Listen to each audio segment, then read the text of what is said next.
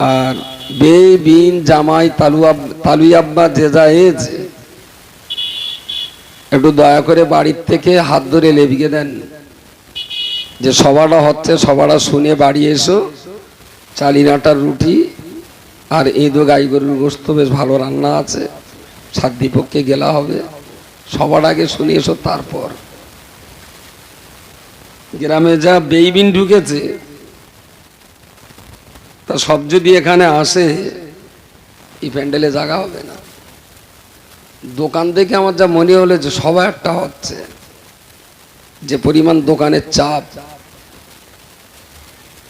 এসে দেখতে পাচ্ছি লোকে লোকারণ্য, জনমানব শূন্য। তো স্টেজটা এখানে না করে মোড়ের মাথায় করলে ভালো হতো।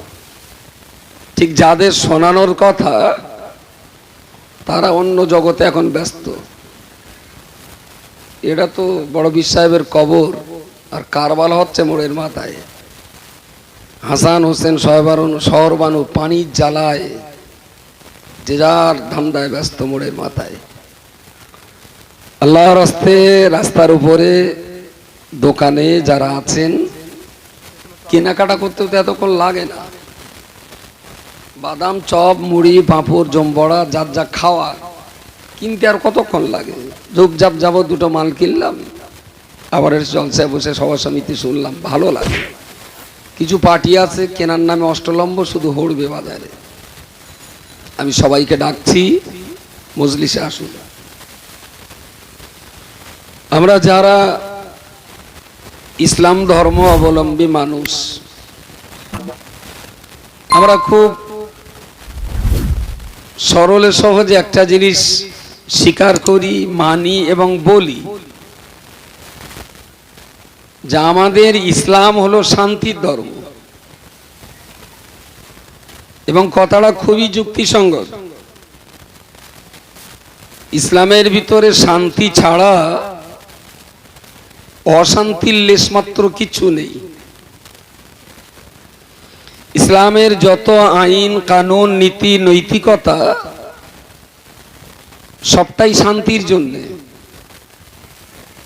ইসলামের কোনো আইন কোনো কানুন অশান্তির কথা বলে না।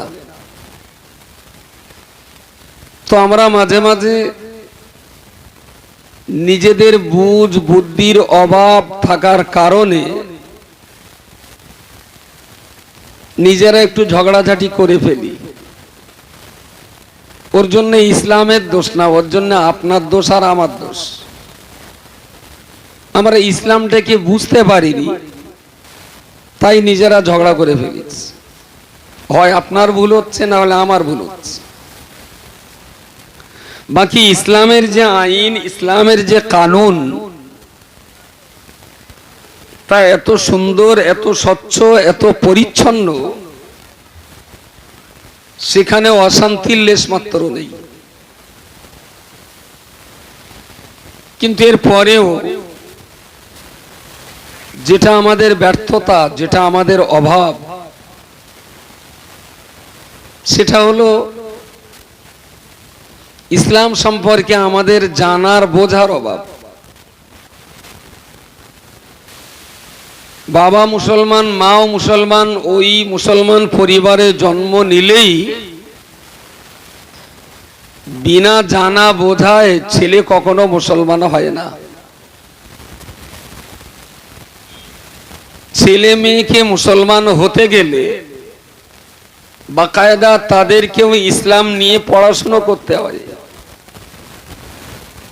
ইসলামটাকে বুঝতে হয়, বোঝার চেষ্টা করতে হয়। তারপরে যখনই একটা মানুষের মাথায় ইসলামের বুঝ বুদ্ধি 16 আনা এসে যায়,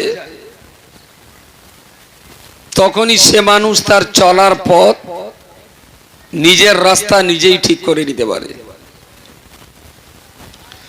বাঙালি মুসলমানদের জন্য যেটা সবচেয়ে বড় ব্যর্থতা, সেটা আমরা মুসলমান হতে ভালোবাসি, কিন্তু ইসলাম নিয়ে পড়াশোনা করতে আমরা পছন্দ করিনি। উপরের দিকে এসো, এদিকে এসো। না তাই বুঝতে পারিস, আমি যে জামা কাপড় পরিয়ে আসি তার জামাই জামাই গন্ধ বেরোচ্ছ দেহতে, উপরে এসো। ইসলাম আমরা জানার ব্যাপারে ততটা উৎসাহিত না, কিন্তু মুসলমান হওয়ার ব্যাপারে আমরা খুব আনন্দিত, খুব আনন্দিত। এখনই যদি আশপাশের কোনো একটা অমুসলিম ছেলে যদি মুসলমান হয়, মুসলমান ছেলেরা তাকে নিয়ে বিরাট আনন্দ করবে, যে বেচারা অন্য ধর্মের ছিল ইসলাম কবুল করেছে। কি করে তার ঘর বেঁধে দেওয়া যায়, কি করে তার দুটো খাওয়া দেওয়া যায়, কি করে তার অভাব অভিযোগ দূর করা যায়, অনেক মুসলমান ছেলে মেয়ে তার জন্য চিন্তা করবে। আচ্ছা, ও তো অন্য জায়গার লোক, কলমা কালাম পড়ে জেনে বুঝে ইসলাম কবুল করে আপনার দলে ঢুকেছে, এটা নিয়ে তো আপনার বিরাট আনন্দ। কিন্তু আপনি আপনার নিজের চেহারাটাকে একবার আয়নায় দেখেছেন? আপনার ঠিকানাটা কি ইসলামের ভেতরে আছে না বাইরে চলে গেছে? বাইরে থেকে কে আমার কলমা পড়ে ইসলামের ভিতরে ঢুকলো, এ নিয়ে আমাদের বিরাট উৎসাহ উদ্দীপনা আছে। কিন্তু ইসলাম ধর্ম অবলম্বী মুসলমানগুলো যে আদতেই ইসলাম সম্পর্কে কোনো ধারণাই রাখে না, এ ব্যাপারে মুসলমানদের চেতনা চিন্তা ভাবনার যথেষ্ট অভাব রয়েছে, যথেষ্ট অভাব। ভারতবর্ষের মতো জায়গায় 100-র ভিতরে 14টা মুসলমান, খুব ভালোই আছি আমরা। এই 14টা মুসলমান যারা রেশন কার্ডে, ভোটার কার্ডে, ভোটার লিস্টে, প্যান কার্ডে, আধার কার্ডে যাদের পরিচয় মুসলিম, এই 14 জন মুসলমান যদি ইসলাম নিয়ে পড়াশোনা করতেন, ইসলামটা যদি তারা জানতেন, তারা বুঝতেন, মাথা উঁচু করে বাঁচার জন্য সংখ্যা বেশি লাগে না। ইজ্জত সম্মান আর মর্যাদার সঙ্গে মাথা উঁচু করে বাঁচতে গেলে কোয়ালিটি সম্পন্ন মানুষ হওয়ার দরকার। সেই মানুষটা কোথায় আমাদের? সংখ্যা বেশি হলে ভোটে জেতা যায়, যেহেতু গণতন্ত্রে বিএ পাস করা লোকের ভোটের যে মর্যাদা, একটা মাতাল বেতাল অশিক্ষিত মূর্খ লোকের ভোটের একই মর্যাদা। হাই স্কুলের হেডমাস্টারের ভোটের যতটা দাম, একটা রিক্সাওয়ালা মুটে মজুরের ভোটেরও সেই দাম। গণতন্ত্রে ভোটের কাছে শিক্ষার কোনো মর্যাদা নেই। মূর্খ লোকের একটা ভোট যতটা দাম, শিক্ষিত লোকের একটা ভোট ততটাই দাম। গণতন্ত্রে ভোটের শিক্ষার কোনো মর্যাদা নেই, কোনো মর্যাদা নেই। কিন্তু এই ভোটে জিতে যদি রাষ্ট্র পরিচালনার দায়িত্বভার মাথায় চাপে, তখনই তো প্রশ্ন দেখা দেয় যে দেশটা চালাবে কিভাবে। আর আমাদের দেশে যিনি ভোট দেওয়ার অধিকার রাখেন, তিনি ভোটে দাঁড়াবার অধিকার রাখেন। যার ভোট দেওয়ার অধিকার আছে তার ভোট নেওয়ার অধিকার আছে। একেবারে যদি কিচ্ছু লেখাপড়া না জানে সেও এমপি হতে পারে আমাদের দেশে, তার এমএলএ এমপি হওয়াতে কোনো বাধা থাকে না। ভোট দেওয়ার যোগ্যতা যার, ভোট নেওয়ার যোগ্যতা তার।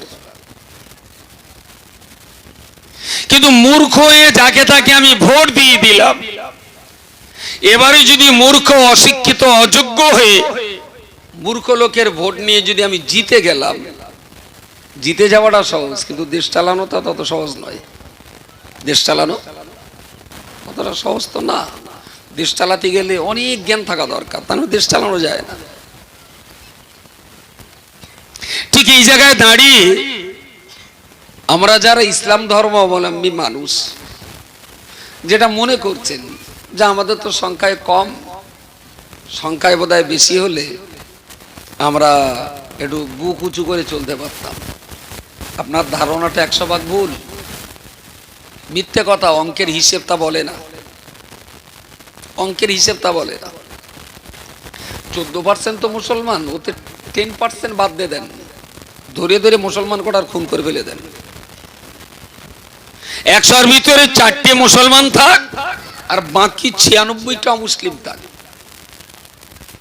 আর এই 4টে মুসলমান যারা থাকবে এরা সবাই কোরআন পড়বে, সবাই নামাজ পড়বে, সবাই সত্য কথা বলবে, সবাই হালাল খাবে, কেউ মিথ্যা বলবে না, কেউ জমির সীমানা হরণ করবে না, কেউ মদ খাবে না, কেউ গাঁজা খাবে না, কেউ চেনা করবে না, কেউ ব্যভিচার করবে না, কেউ মিথ্যা মামলা করবে না, কেউ কেড়ে খাবে না, কেউ চুরি করবে না, কেউ গুন্ডামি করবে না। যদি ভারতবর্ষে 14% মুসলমান যদি 4% নেমে আসে, আর এই 4% মুসলমান যদি ইসলামের আইন অনুযায়ী যদি সৎ সভ্য নীতি আদর্শ মতো মানুষের জীবন যাপন করতে পারে, 96% হিন্দু 4% মুসলমানকে মাথায় করে নিয়ে বেড়াবে। কেডা আপনার মাথায় গোবর পানি ঢেলে দিয়েছে যে সংখ্যায় বাড়লি মর্যাদা বাড়ে, ঘোড়ার ডিম বাড়ে? কে বলেছে সংখ্যায় বাড়লে আমার ইজ্জত বাড়বে? সংখ্যায় বাড়ার কোনো দরকার নেই, কোয়ালিটিতে বাড়ো। পালন শাক চাষ হয় এদিকে, পালন শাক সেই বড় বড় ঝুড়ি আছে না, নিচেটা সমান কানা উঁচু করা, এরকম কি বলে ওর, বাহ। শীতকালে 1 পেঁজি পালন শাক তুলে ভবানীপুর না নোয়াপাড়ার বাজারে নিয়ে যাচ্ছে ভানপুরের চাষি, বিক্রি করবে। তাই 1 পেঁজি পালন শাক সে 3 জন ধরে ভ্যানে তুলতে হয়েছে। আর একটা লোক ছোট্ট দুটো মাকড়ি 1.5 কেজি ওজনের পকেটে করে লিখেছে নোয়াপাড়ায় বেচবে। তাই টাকা কার টাকা বেশি হবে? ওর 1 পেঁজি পালন শাক বেশি যা টাকা হবে, ওর লুঙ্গির গাঁটিতে হামেশাই গুজিয়ে রাখা যাবে। আর ছোট্ট দুটো মাকড়ি বেচে যা টাকা হবে, ওই 1 পেঁজে লাগবে যদি খুচরো টাকা দেয়। আপনাকে ভাবতে হবে আপনি পালন শাক হয়েছেন না মাকড়ি হয়েছেন। যদি পালন শাক হয়ে থাকেন তো ঘোড়ার ডিম নিয়ে পুজো করার কোনো দরকার নেই। মার্কেটের লোক যদি না খায় গরুতি খাবে। মাঝে মাঝে কপির দাম সস্তা হলে হাটে বাজারে লোক ফেলে আসে না, কেটা খায়? গরুতি খায়, ছাগলে খায়। কোনোদিন শিখেছেন বড্ডা সস্তা বলে লোকে সোনা চুড়ি মাকড়িগুলো রাস্তায় ফেলে দিয়ে বাড়ি গেছে? আর সস্তা কোনো কালে হয়েছে?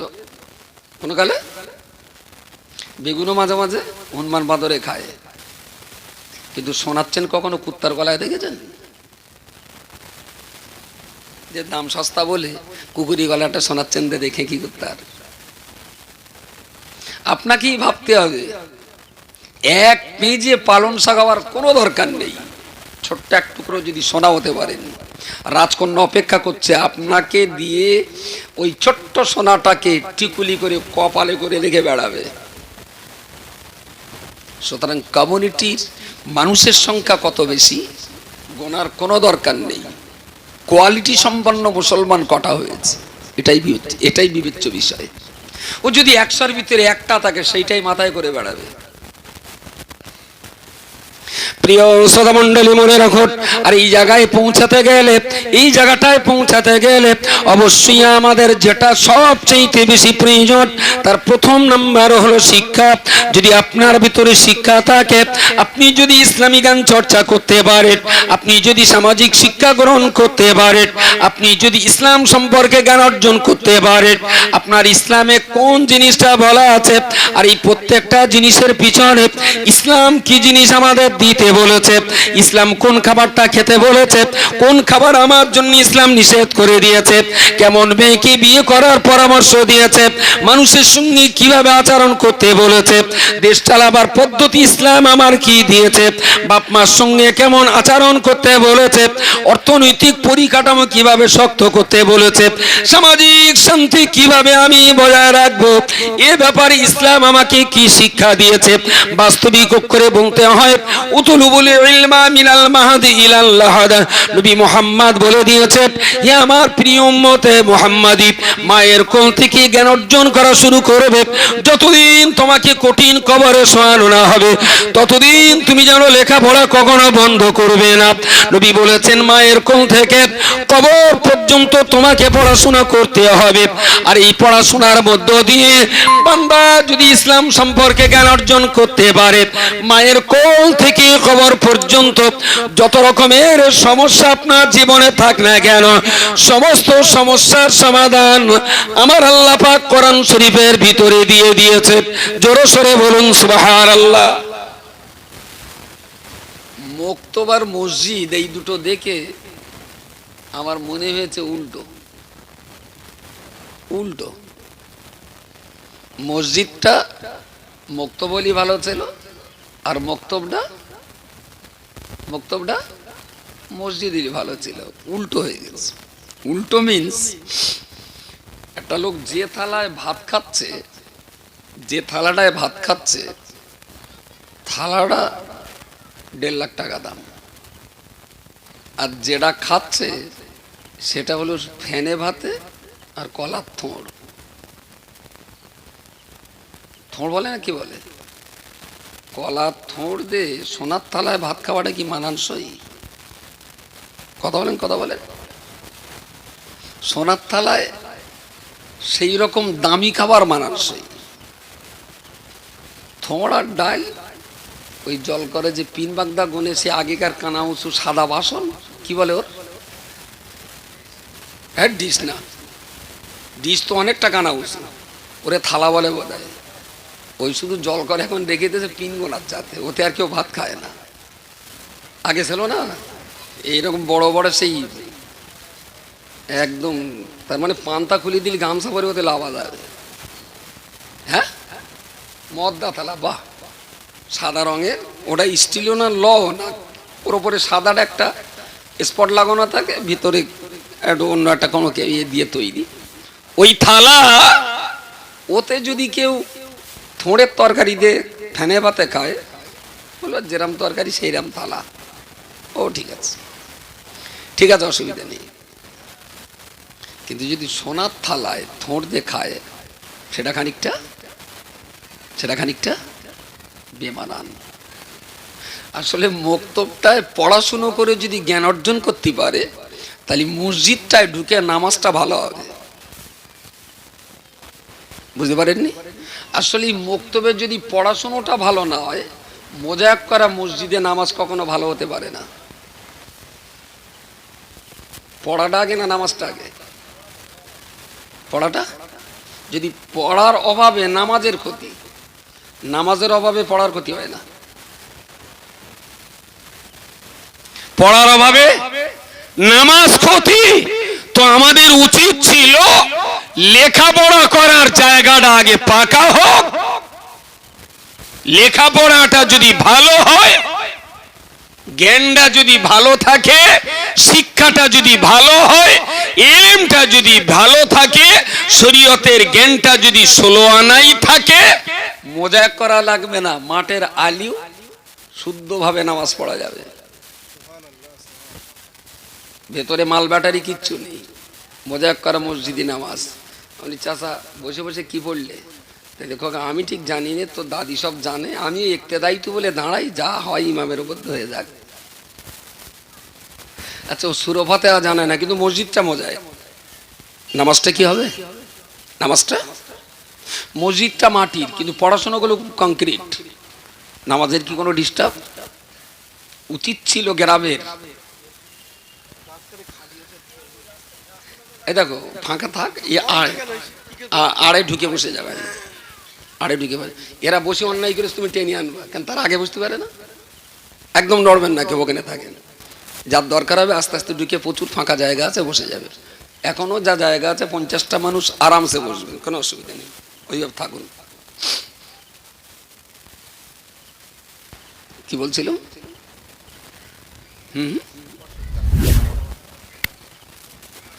উচিত ছিল শিক্ষা প্রতিষ্ঠানগুলোকে আরো চাঙ্গা করে তোলা।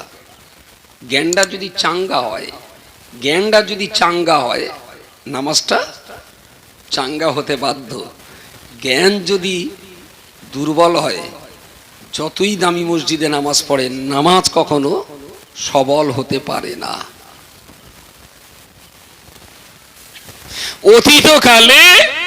অতীতকালে তাম দুনিয়ার ইসলামিক স্টেটে যত মসজিদ তৈরি হয়েছে, প্রথমে মসজিদ হয়নি, প্রথমে হয়েছে শিক্ষার জায়গা। এবারে মানুষ যে লেখাপড়া শিখেছেন, নামাজ কালামের দরকার, তখন স্কুলের পাশে মসজিদ হয়েছে। আপনি দেখুন Iran, Iraq, Tunisia, Morocco, Sudan, Bahrain, Qatar, এই সমস্ত দেশে ইসলাম যখন প্রথম ছড়ায় তো প্রথমে শিক্ষার ব্যবস্থা, তারপরে মসজিদ। জ্ঞানটা না হলে আল্লাহরে ডাকবো কি দে? আর শুধু আল্লাহ আল্লাহ করলেই তো আল্লাহ দেবে না, তার ডাকারও তো একটা পদ্ধতি আছে, ডাকারও একটা পদ্ধতি আছে। কচি সকালবেলা গা হাত পা ধুয়ে স্কুলে যাবে, ওর 5টা টাকার দরকার। ওর মার কাছে বললো আমার 5 টাকা দে, আইসক্রিম খাবো। তোর মা বললো তোর আব্বার কাছ থেকে। ছেলে ব্যাগ গাড়া করে বাপের কাছে গিয়ে বলছে কি ব্যাপার? এই বাপ, এই 10টা টাকা দিয়ে দিন, আইসক্রিম খাবো। এই বাপ, শুনতে পাচ্ছি না, 10টা টাকা দে। টাকা দেবে বলে মনে হয়? টাকা ও তো হনুমান চাইনি, বিড়েল চাইনি, কি চেয়েছে? ওর বাপের কি বোঝার কোনো অসুবিধা আছে? কিন্তু টাকা দেবে না, জুতোর বাড়ি দেবে। কথা বলেন, কথা বলেন। কচিটা ব্যাগটা কাঁধে নিয়ে আব্বার সামনে গিয়ে চুপচাপ দাঁড়াবে। ওর আব্বা বলে কি? আম্মা বলছিল আমার কাছে টাকা নেই, তো আমার 5টা টাকা দেবেন। বাপের মনে হবে 10 টাকা দেই, বাপের মনে হবে 10 টাকা দেই।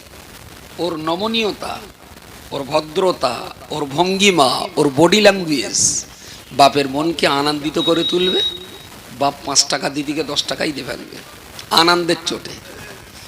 আর যদি গেই বাপের লুঙ্গি ধরে টেনি বলে এই বাপ, এই টাকা দে, তাই যাবি বাড়িতে, টাকা জুতকে লাট করে দেবে একদম। তো খোদার ডাকলি তো খোদা লব্বাইক বলবে।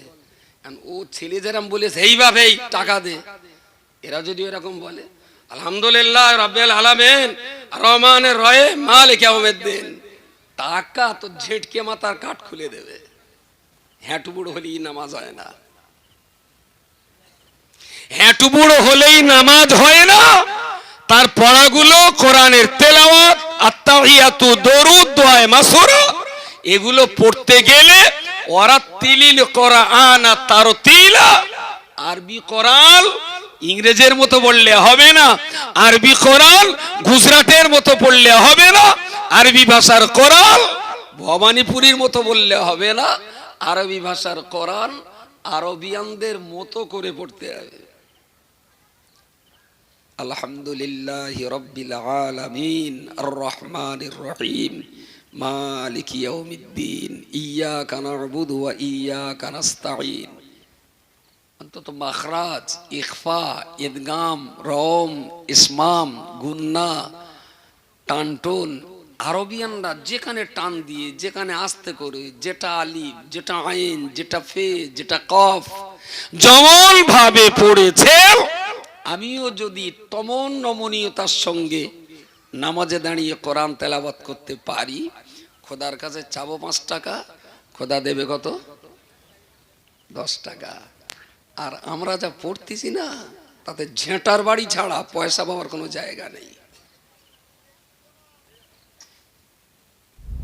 সামনে শুক্রবার যদি এরা আমার আসতে বলে, যদি আমার আসতে, কাল তো শুক্রবার, কালকে আর হবে না, পরের শুক্রবার আমি একটা আসবো মসজিদে। এখানে ইমাম কেডা? ইমাম কই কইছে? বেশ, এখন ও তো আসলেই বলবে হুজুর নামাজ পড়ান। আমি কইছি আমি নামাজ পড়াইতে আসিনি, তুমি পড়াও। ওরে নামাজ পড়তে দে। যেই লোকে ফরজ নামাজের নিয়ত করবে তখন বাইরের গেটে তালা দেখুন বসে থাকবো চুপ করে, তালাটা দিয়ে নামাজটা পড়ে নেবো। এবার এক এক করে বাড়ি যাবে। খালু কি ব্যাপার? তাহলে খুলে দাও, তোমার খালা ভাত খুলে দেখতেস। আমি তৃতীয় কলমাটা একটু পড়ো দিন খালু। তাহলে আমি তো ঠিক জানি না। আমি তাহলে বসো, কলমাটা পড়ে বাড়ি যাবা, বস। রজ্জাক ভাই কি ব্যাপার? তাহলে তো ভাই বাড়ি যেতে হয়, তখন ভাবি আবার খ্যাঁচ খ্যাঁচ করবেন জাতি দেরি হলে। আমি বললাম তার নামাজে 22 টাকার নামাজ, তো আখরি জোরের নামাজের কি নিয়ত করেছো? তাহলে তো ভাই তা তো ঠিক বলতে পারবো না, সবাই পড়ে আমিও পড়ি। তাহলে বসো, নিয়তটা মুখস্থ করে বাড়ি যাওয়া।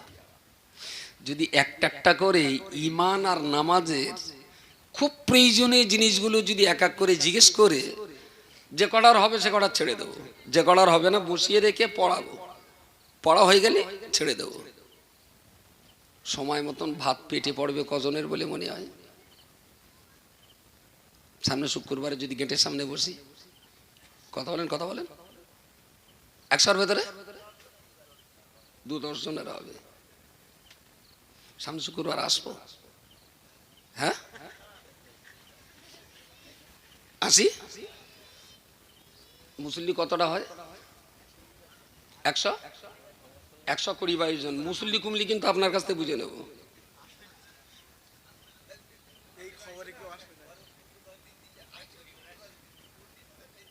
না তালি হবে কেন? শালা আমি কে করে পাকাল মাছ ধরবো, তুমি যদি পুকুর শুকিয়ে দাও তো পাকাল মাছ কেজি ধরবো আমি? মুসল্লি আনার দায়িত্ব আপনার, আসার দায়িত্ব আমার। আর কতকাল যাবে এইভাবে?